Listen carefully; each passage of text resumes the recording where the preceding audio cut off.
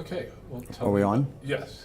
Okay, so what a great morning. I really love the new format that the Avid office has created for this event. It certainly gives me really a great opportunity to not only I've spent time in the school, but to actually see them put on a presentation about the excitement and the passion that they have for the events going on in their building. I can't tell you, it's been a great morning so far. I can't wait to see what the last couple schools present here. Has there been something different or something new that you didn't expect? Well, you know, I have to tell you, I've gone to these events in the past, and the format was a little bit stale for me. And today's format,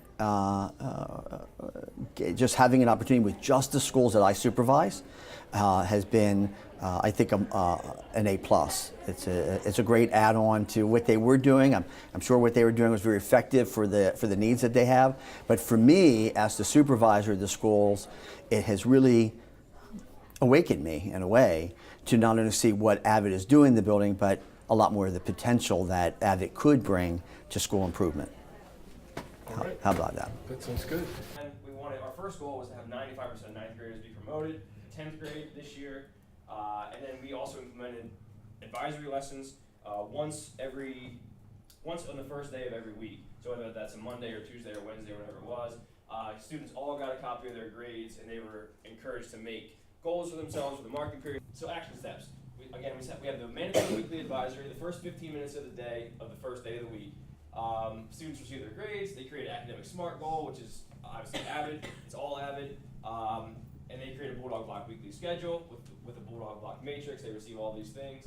And then we had a plan to revisit goals at interim time and at the end of the marking period to measure our success. The good thing about advisory this year is something new. The way we did it was new, at least, and we wanted, one of our big reasons is it's halfway through the semester and we see them once every other week, and we don't really know who they are, what they need. So this really gives us that opportunity to do that. So having them do that and implement Avid strategies and plan for what they need to do was a very positive thing in and of itself, regardless of our goal. All right, so our due. We struggled to measure this goal. It wasn't yours, but we didn't have any concrete numbers. So at the beginning of the first marking period, we were kind of getting used to it. Halfway through, we checked interims, our grades for interims, and we made goals for that, and just established where we were succeeding, where we were not. As we got through second marking period, we set goals again for that, but we didn't have any hard, fast picking from those other ideas and writing them down. So she explained to us that she uses it more in the middle of the lesson, so that she can use it more at the end, so they're able to gather the information for their DBQs. Right.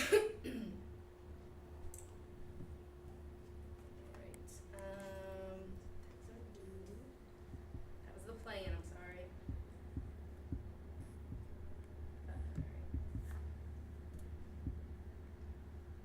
Alright, our Avid site team.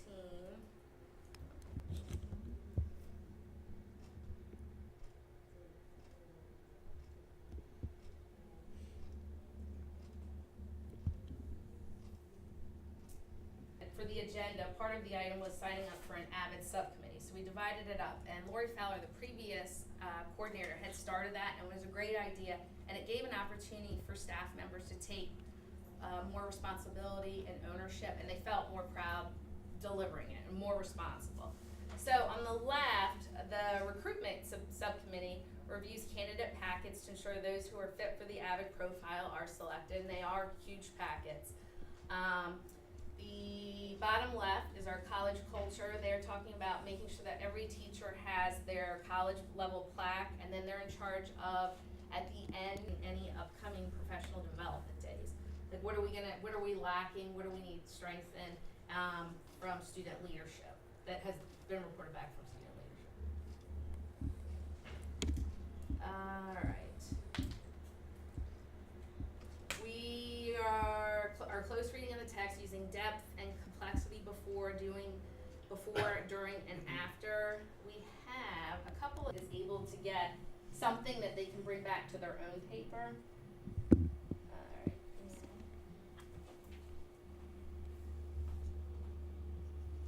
This was the conclusion writing, the claim, evidence, and response, how they're gonna use, reminder to use data in that. This is the students and how it's broken down for their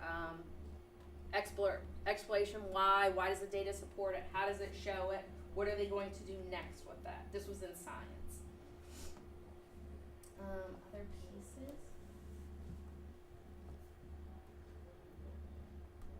Effectively. So, right, that's that professional growth. But I had them all there, and they were in, and they were positive and supportive, and we did accomplish some things.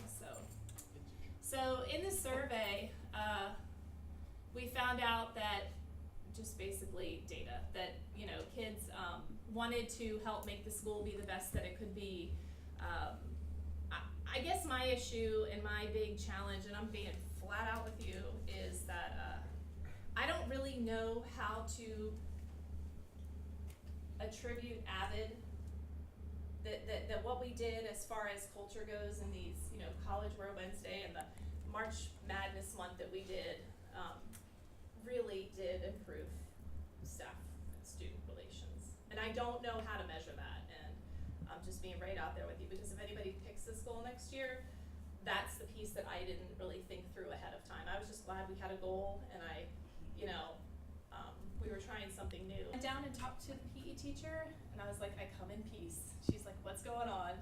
And, I said, can we partner on this day? Because the bottom line is, the whole piece of this is about creating positive relationships among staff and students. So let's get some kids jazzed up, the ones who are jazzed up about baseball, and let's get the ones who are good with the college wear. And we gave out raffle tickets at lunch to students who participated in either one. We created announcements on, for the morning, saying that we were partnering together. And I think it's really important for the end of the year, we should have all of those door plaques up. That's a sample of one of them. So that's kind of our process. I really regretted picking, I didn't regret the piece of trying to improve staff and student relationships, because I think it's crucial at our school. I think kids need to be heard, they need to be seen, they need to be interacting with their teachers, and feeling really positive about that. I think I regretted selecting. See that at school? Where you did? It's at Applebee's. That's Oh, right. sorry. Yeah, it's at Applebee's. Oh, it says it right there. Mhm. Yeah, okay. Read for information. I know Yeah, it's small. so small, No, sorry, I didn't that's see all that. good. Our next piece is AVID Ambassadors, and that's another piece of our program that has really grown this year. To enhance the culture at Central, right? So I think you guys were you had a lot of forethought, you just didn't know it. Yeah. You were thinking way ahead, you just didn't realize it And at there the were time, so ways, that's there good. were ways for you to measure it, we just didn't structure it, Yeah. so I do think you can measure how many kids.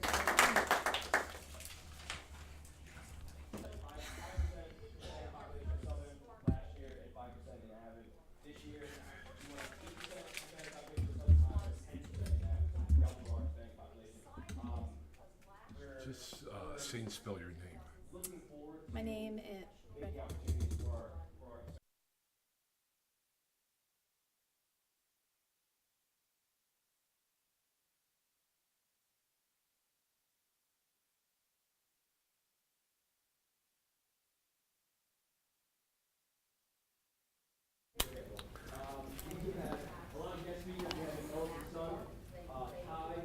One more time. My name is Jennifer Luke, JENNIFER And I'm at Central Middle School as, as the AVID Site Coordinator. okay. So what exciting news did you share today? Wow. The exciting news we shared today is the progress that we're making with our students at Central Middle School as far as developing our students as leaders, the opportunities that AVID is allowing them to become leaders at our school, to become AVID ambassadors for some of our high-performing AVID students, also the successes of our school leadership team.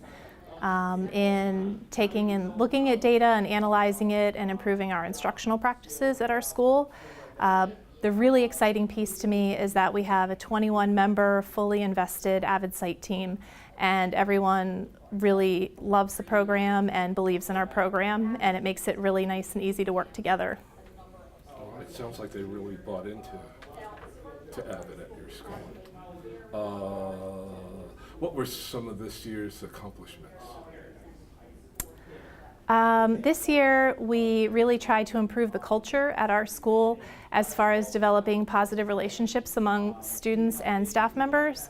And we were able to do that through some of our practices with College Wear Wednesday, having March Madness College Awareness Month, really just trying to develop those relationships and create conversations among students and staff members. Okay, one more. That's good. Is that okay? Yeah. All right. Okay, first, just say and spell your name and what's your job. Sure. My name is Brad Bittinger, Bittinger. I'm the Avid Site Coordinator at Southern High, and I teach Avid 9 and Avid 12. Okay, so what exciting news did you share today? I shared our acceptance rates for Avid 12, which I think is a huge testament to our program. We have about 90% acceptance rate with almost $2.5 million in scholarships so far, so we're excited about that. We also have a Dell Scholar that we just found out last week. What were some of the year's accomplishments? We were seen in the community. We're growing in becoming leaders as Avid students. I think I'm very proud of that. We're having a focus on service, getting them to identify problems in their own world, in their own schools and communities, and tackle them. To be the change they want to see in their community. And it's going to be, overall, I think it's going to lead us to more acceptances, more opportunities, more college scholarships, and just becoming better people overall. And tell us about the work of your team this year. My team is one of the best that I've ever worked with. Very strong, from guidance to administration to our site team members. Everybody does a part. No one backs down from a challenge. We all are special in avidizing the school, get our message out there for who we want to be, and not backing down from these challenges. Okay, Cool. that's all I have. Thanks. Yeah. You want to show this? Well, go ahead and show that.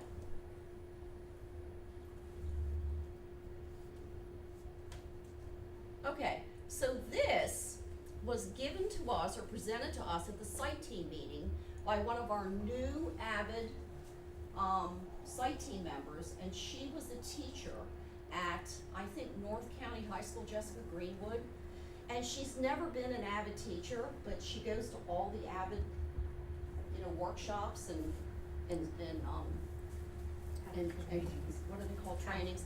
Yeah, and so she found this collaborative, like a lesson plan that shows all of these different types of collaboration that were new to people. So this is a list of them. Co-op worked in their classroom and why they thought that it was important. And also we asked them how they thought that this collaboration closed the achievement gap. So we start with, Do you want to show the one pager? yeah, well, let's go, yeah, we can show that, yeah. Okay, so here's some examples. Comfortable sharing their ideas, but if you can get them in a small group setting, all of a sudden they feel much more willing to share and you get more ideas. Collaborating in small groups also allows us to have the students work with a variety of different people and to get outside of their comfort zone in a smaller setting. Because that's the most overwhelming thing right off the get. I was like, how do we do this? So she sent us a framework that we used and then just kind of like tailored it to, we didn't do all the things she did and we added some things and, but we would have been lost without this document getting started. And then one of our student leader coordinators, all the seniors had specific jobs to help get this project going.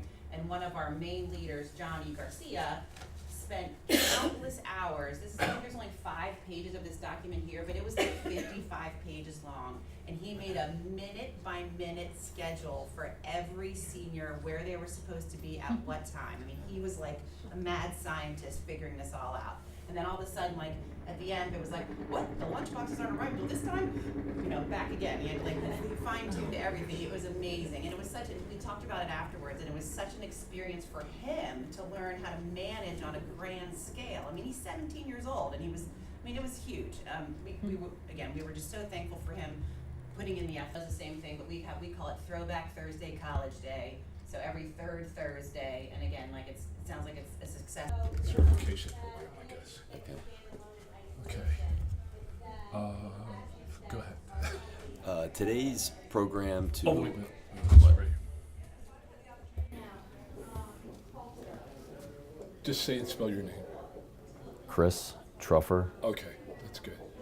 All right, go ahead. Today's certification expo really allowed our school AVID site coordinators to fully describe and explain how their programs are supporting our students who are academically in the middle, getting them prepared for the idea of attending college, immersing themselves in what they see as college-going cultures, and really allowing our students to feel supported and connected through the structure of the AVID program. It's an outstanding program that's changed the trajectory for so many of our students, and it's very, very exciting to see our programs going to the next level. AVID is just so great for so many kids, and it's really exciting to see what our school teams are doing to support our students as part of this program. Okay. Good? Perfect. So tell me about what you saw today. We had an awesome opportunity to take a vertical look at AVID, and I had to recognize the awesome and outstanding leadership who have really elevated AVID and created a school-wide AVID culture in many of our schools across the system.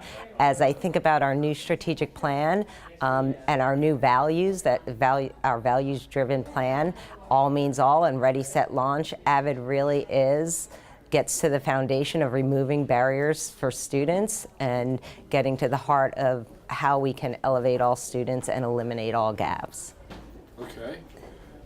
So what's the highlight of what you saw? The highlight of what I saw was the implementation of AVID strategies in our schools and how they have grown an AVID culture across our school system to benefit not only AVID students but all students in our schools.